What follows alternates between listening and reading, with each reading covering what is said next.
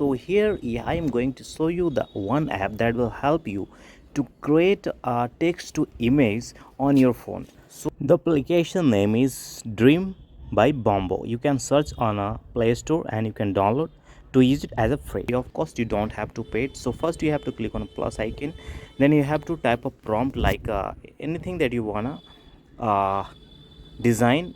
Okay, so here I am just typing a all wearing a hat and okay, hat and glasses, okay, using a headset,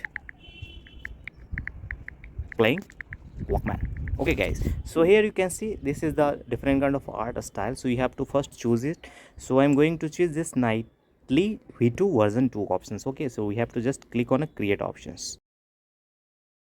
Ad will display. Okay, so here you can see it's perfectly matched that I want. Here you can see that this is small goggles and a small winter hat are wearing a all and using a Walkman on his hand. Okay guys, so this is the image that you can create using a text prompt guys. This application name is Dream by Bombo. Okay guys, so if you have any comments regarding this video, you can comment and please subscribe for more tutorial. Thank you.